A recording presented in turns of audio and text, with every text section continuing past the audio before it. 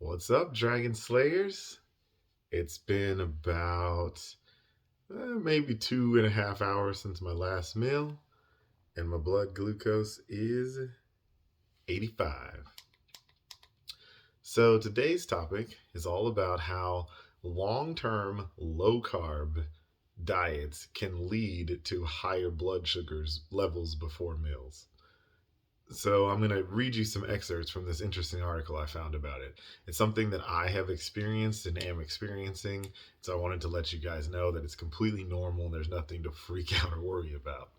So it's called adaptive glucose sparing.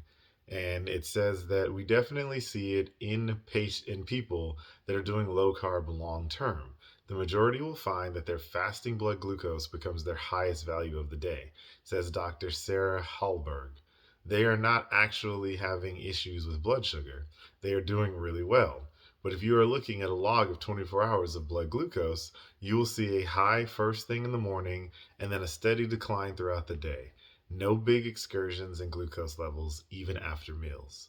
The scientific name is physiologic insulin resistance, and it's likely a good thing, unlike pathologic insulin resistance. As regular visitors know, the pathologic kind of insulin resistance is caused by higher and higher levels of insulin, or hyperinsulinemia.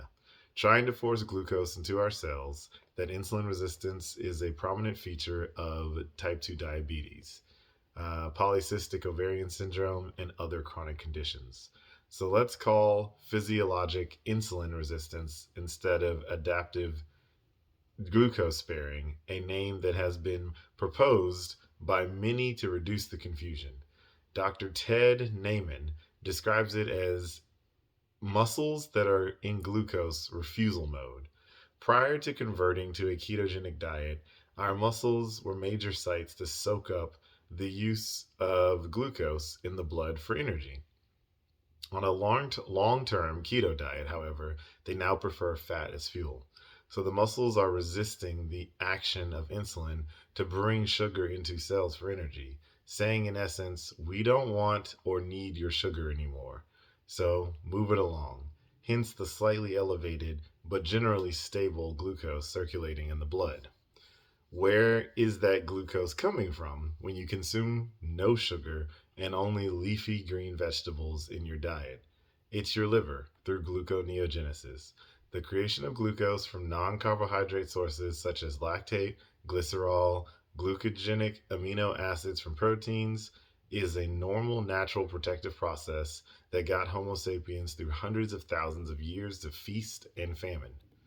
There is no essential requirement for dietary carbohydrates because humans possess a robust capacity to adapt to low carbohydrate availability, says Dr. Jeff Volek. In the liver of a keto adapted person, he notes, ketone production increases dramatically to displace glucose as the brain's primary energy source, while fatty acids supply the majority of energy for skeletal muscle. Glucose production from non carbohydrate sources via gluconeogenesis supplies carbons for the few cells dependent on glucose. Why are blood sugars highest in the morning? It's the dawn phenomena, when cortisol, growth hormone, adrenaline, and enzyme glucagon pulse to the liver to get you up and moving for the day, spurring gluconeogenesis of the cells that need glucose. It's your body's way of making breakfast for you. And the H1C hemoglobin test estimates that average glucose levels in the blood over the period of 3 months by counting the number of glucose molecules stuck on blood cells. On a low carb diet, the H1C will almost always be lower than the fasting blood glucose suggests, showing that glucose control or type 2 diabetes is a non issue for that individual. So don't be alarmed. If you've been doing low carb for a very long time, and by very long time, I mean pretty consistent for 6+ months, I've been doing it pretty consistent for 2+ years now. I do notice that my blood glucose levels are always highest in the morning. And then when I eat, they drop down. So I will be, sometimes in the low 120s, and then I'll have like 115 throughout the day, 110. get down to maybe 105. I'll eat and it drops all the way down to 70. So don't be scared. It's a natural, normal process. That's what I've got for you guys today. And remember that together, you and I will slay the dreaded diabetes dragon.